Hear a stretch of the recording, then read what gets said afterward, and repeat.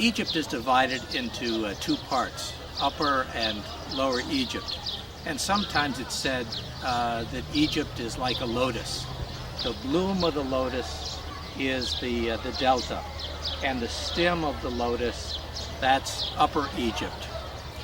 Where those two come together, that's where Memphis was located, and that was a major administrative center throughout most of ancient Egyptian history. Now, not far from Memphis, there are many mastabas. On the horizon, on the west horizon, that's where people used to like to build their tombs, because the west was the area of the dead. It's the deserty area.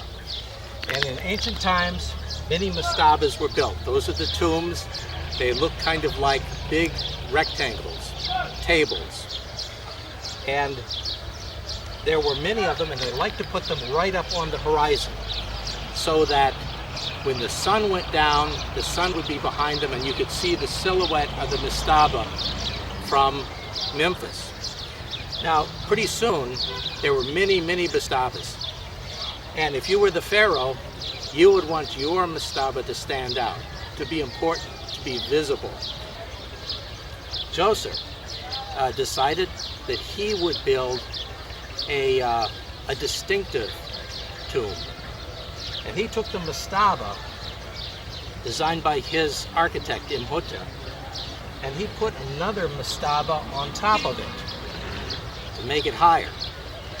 And then he put another one on top of that, and you end up with a total of 6 mastabas, one on top of the other, each one a little bit smaller. And that's really where the first pyramid comes from. This is the step pyramid. You can see it looks a little bit like a 6-layer cake.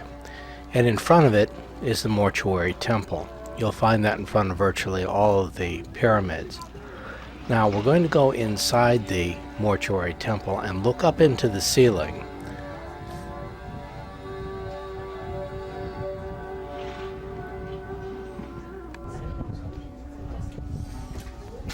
Up above you'll see what appear to be logs. In fact, that's stone. Or to be more specific, it's stone that appears to be representing what the original building material was, probably palm logs like this one that I saw at the National Museum.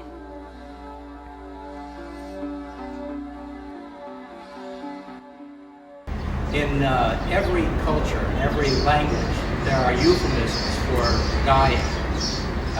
In English, one of the things that you can say when someone has died is that they have kicked the bucket, for example. Well, in ancient Egypt, they also had a euphemism. It was called going through the reeds. And these are the papyrus reeds. Of course, these are actually stone, but originally they were intended to be representative of papyrus reeds. And one of the reasons that you would have papyrus reeds in a temple like this is because the temple is associated with death and the afterlife and the beliefs about the afterlife. In this case, the columns on the north are representative actually of lotus, which is representative of the delta, and the south is represented by papyrus, which represents Upper Egypt. Just outside the mortuary temple is a large court, and that court is surrounded by what was originally a 30-foot high mud brick wall, and those are the original mud bricks right there.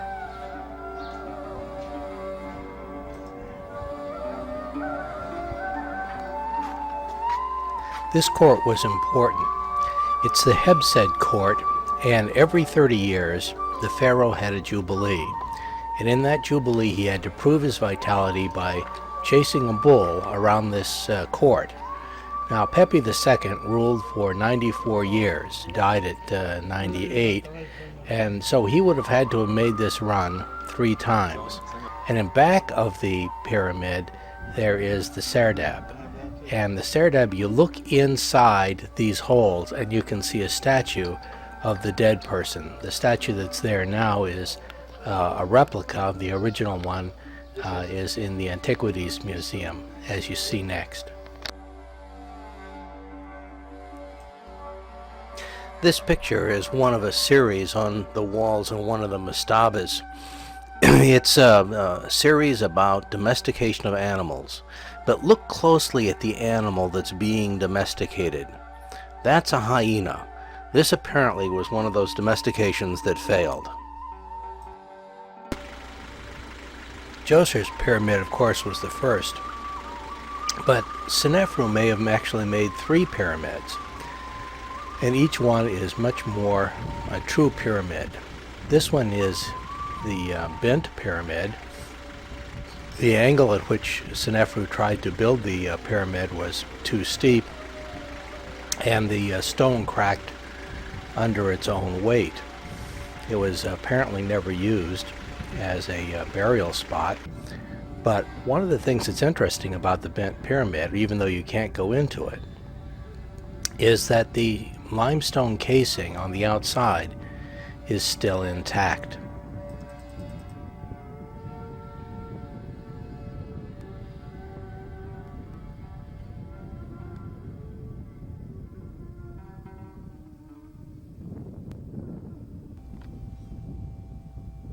In this scene, we can happen to see that the pyramid is being protected by the local police. There they are down in the shadow with their patrol car.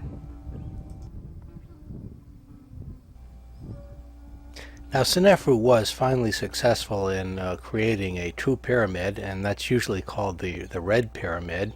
And you can go inside the Red Pyramid.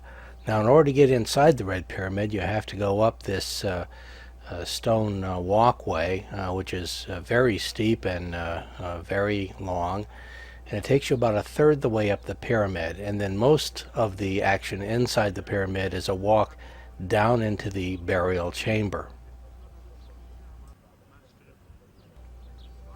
Now, this is a view of the surrounding terrain from the top of that stone staircase that we saw just before.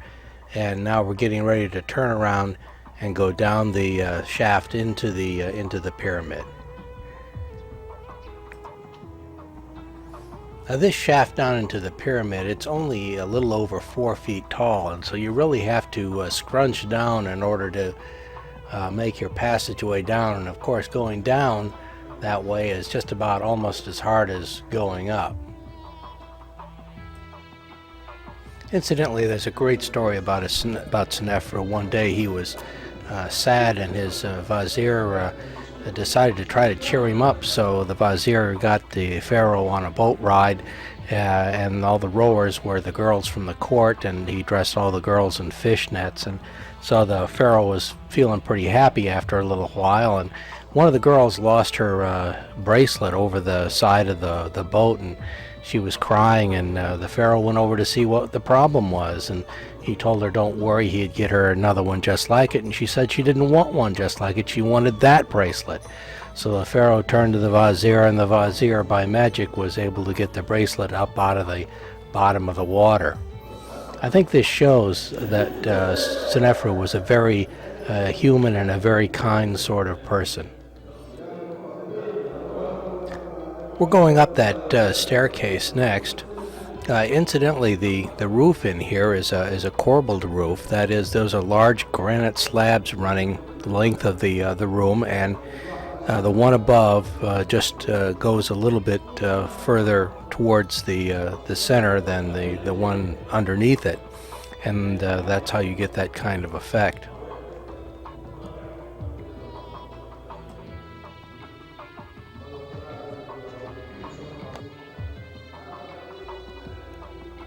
This is the final corridor that you go down just before you get to where the sarcophagus ought to be. When you get to the place where the sarcophagus ought to be, though, you discover that it's completely unfinished, and this pyramid too does not appear to have ever been used.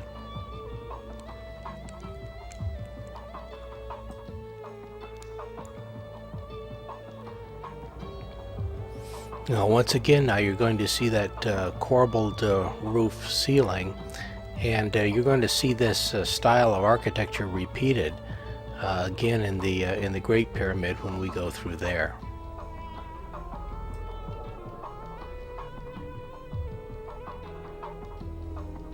Coming up now are the Giza pyramids. The first one is Menkaures, that's the small pyramid. One of the ways that you can tell it is because it has granite stones on the bottom. In the middle then is the second largest one, the Khafre, and that's the one that still has some limestone casing up at the top. And the largest pyramid is far on the left, and that is the Great Pyramid. It's Khufu's pyramid, and it is the largest of the three.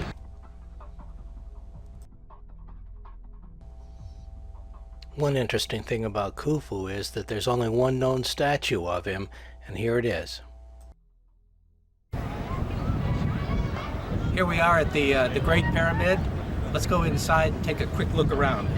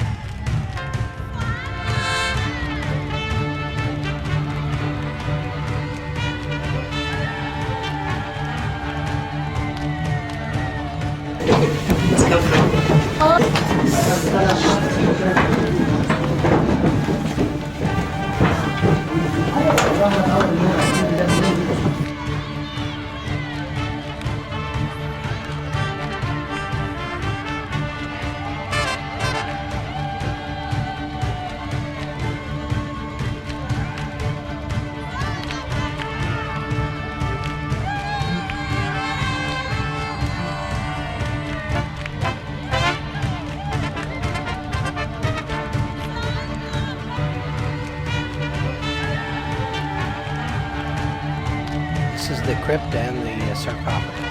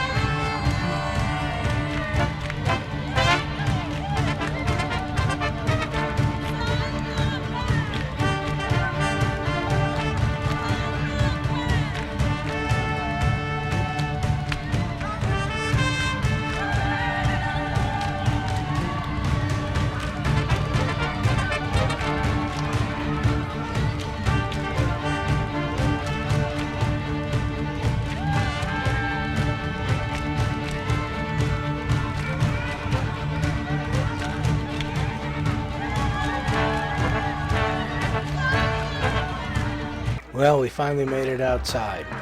And this is what it looks like from the entrance to the Great Pyramid. You can see that Cairo has grown right up to the edge of the pyramids.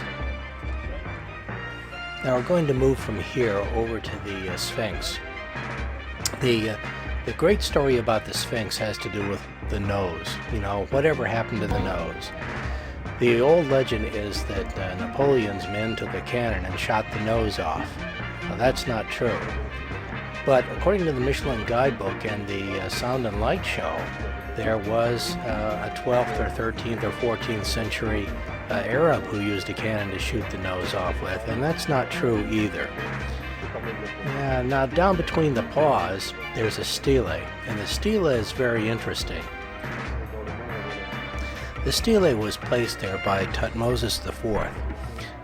He says that before he became the pharaoh, he fell asleep one night at this location, and the Sphinx talked to him and said to clear away the sand from the Sphinx, which was covering it up to its neck, and the Sphinx would make him pharaoh. Thutmose IV did, and the Sphinx did make him pharaoh. So it did happen to the nose. Take a look closely at the front of the Sphinx's face, and you'll see a sharp line down below the eye leading into where the nose should be. A hammer and wedge was used to remove the nose by an Islamist in the 12th century in order to convince folks that this was neither a god nor a devil. Like all the other pyramids, the pyramids at Giza have their mortuary temples, and this is the mortuary temple for Khafre. It's right next to the Sphinx, and that's one of the reasons why people believe that Khafre probably also had the Sphinx built as well as his own pyramid, but that's unclear.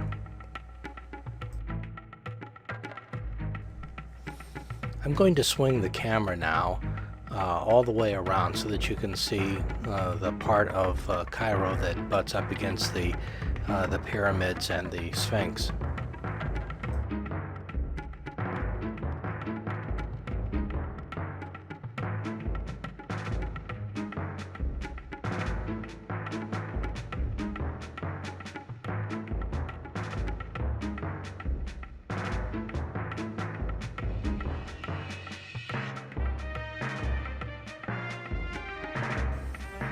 Yes, that store in the back there, that is Kentucky Fried Chicken and the Pizza Hut. In addition to those two, you can also get to TGI Fridays, which is not too far away, and the Hard Rock Cafe.